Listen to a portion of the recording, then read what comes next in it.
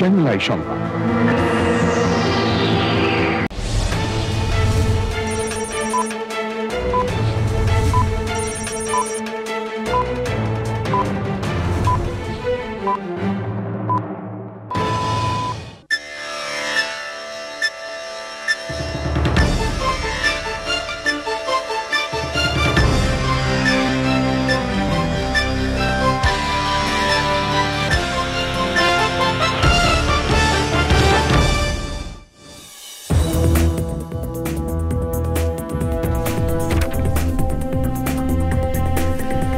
আসসালামু আলাইকুম, শুভেচ্ছা সহ আমন্ত্রণ জানাচ্ছি দেশের এবং দেশের বাইরের সকল দর্শক শ্রোতাকে চ্যানেল আই সংবাদ আয়োজন নিয়ে বার্তাকক্ষে রয়েছি আহমেদ মেহেদী হাসান। সংবাদের শুরুতেই চলুন জেনে নেওয়া যাক ফ্রেশ আটা ময়দা সুজি সংবাদ শিরোনাম। জনগণের ক্ষমতায়নে দেশে ফেব্রুয়ারিতেই জাতীয় নির্বাচন, ক্ষুধামুক্ত বিশ্ব গড়তে ইতালিতে ওয়ার্ল্ড ফুড ফোরামের সম্মেলনে প্রধান উপদেষ্টার 6 দফা প্রস্তাব।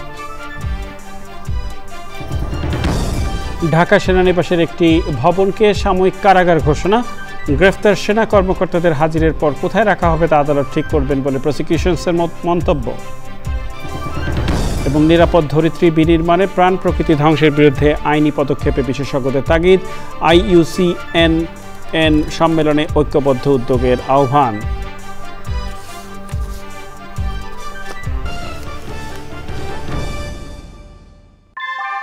ভূমিকম্প সহনীয় মোস্ট ডিউরেবল দেশের প্রথম থার্মেক্স রড সালাম স্টিল। সালাম স্টিল বোঝে ডিউরেবিলিটি। সালাম স্টিল, মোস্ট ডিউরেবল স্টিল। সংবাদ শিরোনামগুলো জানাচ্ছিলাম প্রিয় দর্শক। এখনকার সংবাদ আয়োজন একই সঙ্গে চ্যানেল আইয়ের ইউটিউব চ্যানেলে এবং চ্যানেল আইয়ের OTT প্ল্যাটফর্ম আই স্ক্রিনে লাইভ স্ট্রিমিং হচ্ছে। যাওয়া যাক বিস্তারিত সংবাদে। ইতালিতে বিশ্ব খাদ্য ফোরামের সম্মেলনে অন্তর্বর্তী সরকারের প্রধান উপদেষ্টা প্রফেসর মোহাম্মদ ইউনূস বলেছেন, দেশে আগামী ফেব্রুয়ারিতেই জাতীয় নির্বাচন, যার মাধ্যমে ন্যায় এবং জনগণের ক্ষমতায়নের প্রতিশ্রুতির প্রাতিষ্ঠানিক রূপ দেয়া হবে। ক্ষুধা ও দারিদ্র্যমুক্ত বিশ্ব গড়তে সম্মেলনে যুদ্ধ বন্ধ সহ 6 দফা প্রস্তাব দিয়েছেন প্রধান উপদেষ্টা, জানাচ্ছেন চকর মালিথা। জাতিসংঘের খাদ্য ও কৃষি সংস্থা আয়োজিত ওয়ার্ল্ড ফুড ফোরামের উদ্বোধনী অনুষ্ঠান। অন্য বিশ্ব নেতাদের সাথে বক্তব্য রাখেন বাংলাদেশের অন্তর্বর্তী সরকারের প্রধান উপদেষ্টা প্রফেসর মোহাম্মদ ইউনূস। তাঁর বক্তব্যে উঠে আসে দেশের বর্তমান রাজনৈতিক প্রেক্ষাপট থেকে শুরু করে বৈশ্বিক নানা বিষয়। Hunger is not caused by scarcity. It is caused by the failure of the economic framework that we have designed. In 2024, 673 million people went hungry, yet we produce more than enough food. This is not a failure of production, it's a failure of the economic system. It's a moral failure. While we couldn't raise a few $1 billion to end hunger, the world spent $2.7 trillion on weapons. Is this how we define progress? আগামী ফেব্রুয়ারিতে জাতীয় নির্বাচন আয়োজনের কথাও উল্লেখ করেন প্রধান উপদেষ্টা। People of Bangladesh rose peacefully to reclaim their power to ensure democracy, peace, and human rights for all. It is our youth, the young people, full of courage and hope, who led that movement. Their demand was simple: to give power back to the people, to create a society based on fairness, inclusion, and trust. Today, those young people are engaged in the rebuilding of our institutions. They are shaping a new Bangladesh, one that puts its people at the center of governance. In coming February, we'll hold our national election, and with it, we institutionalize our commitment to justice and people's power. মূল অনুষ্ঠানের বাইরে বিভিন্ন দেশের রাষ্ট্র ও সরকার প্রধান এবং সংস্থা প্রধানদের সাথে বৈঠক করেন প্রধান উপদেষ্টা। চকর মালিথা, চ্যানেল আই। ঢাকা সেনানিবাসের একটি ভবনকে সাময়িক কারাগার ঘোষণা করেছে সরকার। মানবতা বিরোধী অপরাধে অভিযুক্ত 15 সেনা কর্মকর্তাকে হেফাজতে নেওয়ার পর এ নিয়ে প্রজ্ঞাপন জারি করে স্বরাষ্ট্র মন্ত্রণালয়। চিফ প্রসিকিউটর বলেছেন, গুমের ঘটনায় সেনা সদস্যদের গ্রেফতার করা হলে তাদের ট্রাইব্যুনালে হাজির করার পর আদালত ঠিক করবেন আসামিদের সাবজেল নাকি অন্য কোনো কারাগারে পাঠাবেন। প্রসিকিউশন জানিয়েছে, সারা দেশে অপরাধ সংগঠনের নিরাপত্তা উপদেষ্টা তারিক আহমেদ সিদ্দিকী যে শেখ হাসিনাকে উস্কানি দিয়েছেন তা প্রমাণ করা গেছে। মাজহারুল হক মান্নার রিপোর্ট। জুলাই গণ অভ্যুত্থানের সময় মানবতাবিরোধী অপরাধের মামলায় শেখ হাসিনা সহ 3 আসামির বিরুদ্ধে দ্বিতীয় দিনের মতো যুক্তিতর্ক উপস্থাপন করেছে প্রসিকিউশন।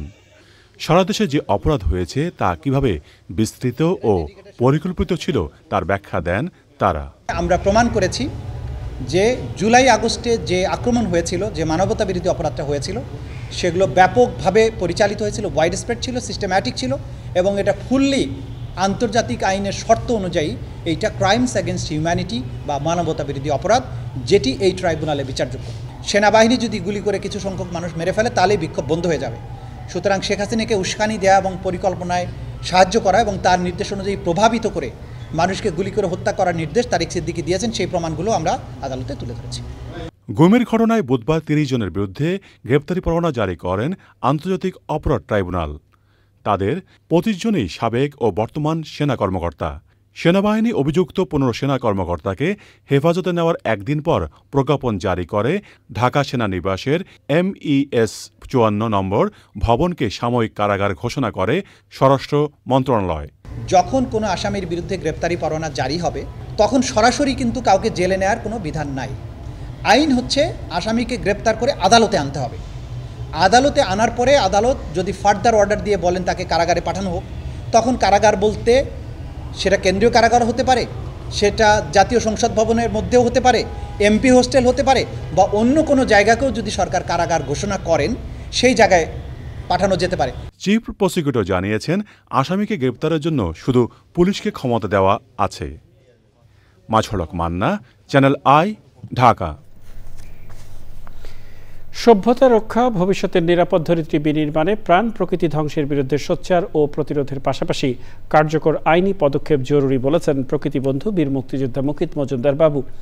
আবুধাবিতে IUCN বিশ্ব সংরক্ষণ কংগ্রেসের ৫ম দিনে ঐক্যবদ্ধ উদ্যোগের আহ্বান জানিয়েছে বিশেষজ্ঞরা। মধ্যপ্রাচ্য প্রতিনিধি মেহেদী হাসানের তথ্য ও ভিডিও চিত্রে মোশাহিদ রনির রিপোর্ট।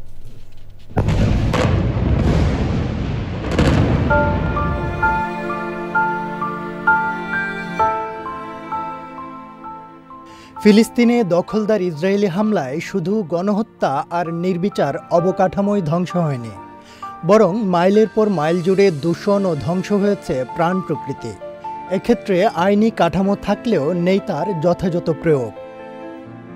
আবুধাবিতে IUCN বিশ্ব সংরক্ষণ কংগ্রেস 2025-এর ৫ম দিনে প্রতিনিধি রাষ্ট্রগুলোর ভোটাভুটি ও নিয়মিত কর্মসূচিতে তাই কার্যকর উদ্যোগের দাবিতে আগামী 20 বছরের করণীয় নির্ধারণ। এমন বাস্তবতায় উপযুক্ত শিক্ষা, সচেতনতা, আলোচনা ও সার্বজনীন অংশগ্রহণে সমাধানের রূপরেখা দেখছেন বিশেষজ্ঞরা। Ecocide law is all about creating criminal responsibility for the worst harms against nature. The world has plenty of environmental regulation, but it is not being well followed, as we are seeing from the increasing ecological crisis around the world. আমাদের দেশে বনাঞ্চল আছে, হাওর আছে, নদী পাহাড় আছে। এগুলো শুধুমাত্র প্রকৃতির অংশ না, এগুলো আমাদের জীবন জীবিকার অংশ, এবং এগুলোকে নিয়ে যদি আমরা সচেতন না হই তাহলে আমরা আগামী প্রজন্মকে একটা অথৈ সাগরে ফেলে যাব। মানব সভ্যতা রক্ষার স্বার্থে জীববৈচিত্র্য সংরক্ষণ যখন অপরিহার্য, তখন পরিবেশ সন্ত্রাস বন্ধে সচেতনতা ও কার্যকর বৈশ্বিক আইনি পদক্ষেপের তাগিদ পরিবেশবিদদের। আজকে হলো আমাদের ভোটিং রাইট, আমরা এক্সারসাইজ করা শুরু করেছি। আগামী বছরগুলোতে IUCN কি কাজ করবে এবং কিভাবে এগিয়ে যাবে সেগুলোর উপরে কিন্তু আমরা মেম্বার্সরা আমরা ভোট দিচ্ছি। এর মধ্যে ইকোসাইড নিয়েও কথা হয়েছে। ইকোসাইডের ব্যাপারটিও যে ঘটে জেনোসাইডের পাশাপাশি, এবং সেখানে যে আমাদের জীববৈচিত্র্য ধ্বংস হচ্ছে সেটা কিন্তু খুব কমই আলোচনা হয়। ইন্টারন্যাশনাল ট্রাইব্যুনালে যাতে এটা উপস্থাপন করা হয়, এবং যখন এই ধরনের বায়ু দূষণ বলি, জল দূষণ বলি, আমাদের মাটি দূষণ বলি, যত ধরনের দূষণ আছে সেই দূষণগুলোকে কিন্তু অপরাধ হিসাবে গণ্য করে এগুলোকে আইনগত ব্যবস্থা নেওয়ার কথা বলা হয়েছে। সুতরাং আমাদের কনজারভেশনের ব্যাপারটি যত বেশি নানা দিক থেকে সুরক্ষিত করব, তখনই কিন্তু আমাদের এই জীবনযাত্রা, আমাদের পৃথিবী, আমরা সবাই ভালো থাকব।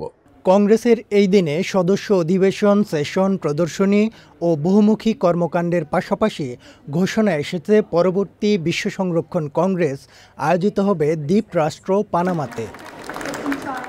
Mashahid Roni, channel I. প্রিয় দর্শক, সময় হলো কিছুক্ষণের বিরতি নেবার, আর বিরতির পরে আরো জানিয়ে ফিরছি। ট্রাম্পের শর্ত মেনে 20 জিম্মিকে মুক্তি দিল হামাস। চুক্তি সই অনুষ্ঠানে মিশরে যাওয়ার আগে ইসরায়েলের পার্লামেন্টে ট্রাম্প ও নেতানিয়াহুর ভাষণ।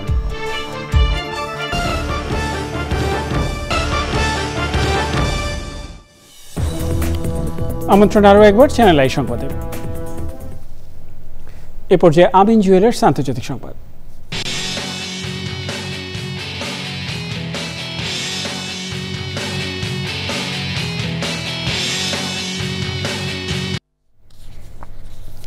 মার্কিন প্রেসিডেন্ট ডোনাল্ড ট্রাম্পের গাজা শান্তি পরিকল্পনার শর্ত মেনে ইসরায়েলের জীবিত 20 জিম্মিকে 2 ধাপে মুক্তি দিয়েছে হামাস। গাজা যুদ্ধবন্ধে আনুষ্ঠানিক চুক্তি সই অনুষ্ঠানে মিশরে যোগ দেওয়ার আগে ইসরায়েলে যান ট্রাম্প। স্থানীয় সময় বেলা 2টায় ইসরায়েলি পার্লামেন্টে নেসেটে ভাষণ দেন তিনি এবং বলেন, এক ঐতিহাসিক মুহূর্তে পৌঁছেছে ইসরায়েল ও গাজা। রয়টার্সের এক প্রতিবেদনে জানানো হয়, ইসরায়েলের কারাগারে বন্দী থাকা কিছু ফিলিস্তিনিকে নিয়ে একটি বাস ইতিমধ্যেই গাজায় পৌঁছেছে। কৃষি সংবাদ।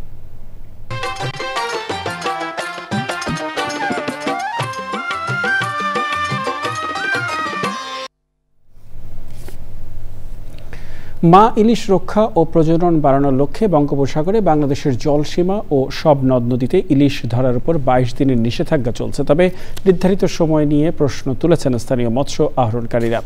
তাদের অভিযোগ, নিষেধাজ্ঞার সময়কাল সঠিক নয় এবং প্রতিবেশী দেশের সময়ের সাথে সমন্বয় না থাকায় নিষেধাজ্ঞার উদ্দেশ্য সফল হচ্ছে না। প্রকৃতি সংবাদ।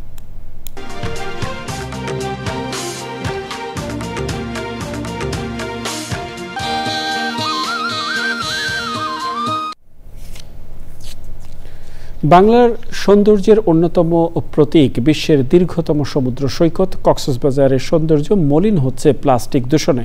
প্রতিদিন হাজারো পর্যটকের ভিড়ে বেড়েই চলেছে প্লাস্টিক বর্জ্যের স্তূপ। হুমকিতে সামুদ্রিক জীববৈচিত্র্য, বিপন্ন হচ্ছে জলজ প্রাণী।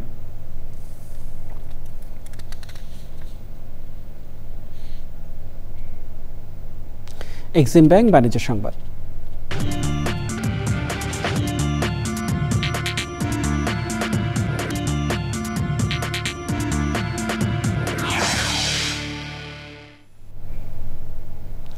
সাহস সমৃদ্ধির স্লোগানে অনুষ্ঠিত হল A1 পলিমার ও আনোয়ার গ্যালভানাইজিং এর ডিলার সম্মেলন 2025। ঢাকায় ইন্টারন্যাশনাল কনভেনশন সিটি বসুন্ধরায় এই সম্মেলনে বাংলাদেশের প্রায় 700 ডিলার অংশ নেন।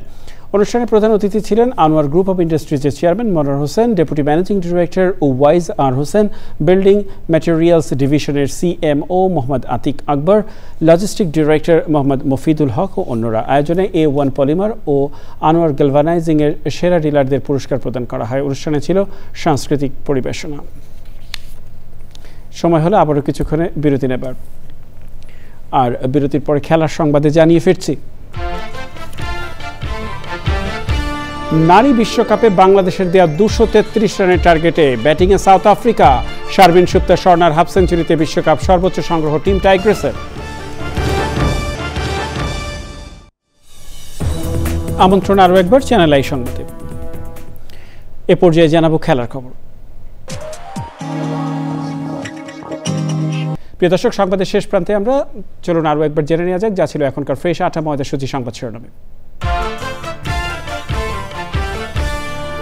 জনগণের ক্ষমতায়নে দেশে ফেব্রুয়ারিতেই জাতীয় নির্বাচন। ক্ষুধামুক্ত বিশ্ব গড়তে ইতালিতে ওয়ার্ল্ড ফুড ফোরামের সম্মেলনে প্রধান উপদেষ্টার 6 দফা প্রস্তাব। ঢাকা সেনানিবাসের একটি ভবনকে সাময়িক কারাগার ঘোষণা, গ্রেফতার সেনা কর্মকর্তাদের হাজিরের পর কোথায় রাখা হবে তা আদালত ঠিক করবেন বলে প্রসিকিউশনের মন্তব্য। এবং নিরাপদ ধরিত্রী বিনির্মাণে প্রাণ প্রকৃতি ধ্বংসের বিরুদ্ধে আইনি পদক্ষেপে বিশেষজ্ঞদের তাগিদ, IUCN সম্মেলনে ঐক্যবদ্ধ উদ্যোগের আহ্বান।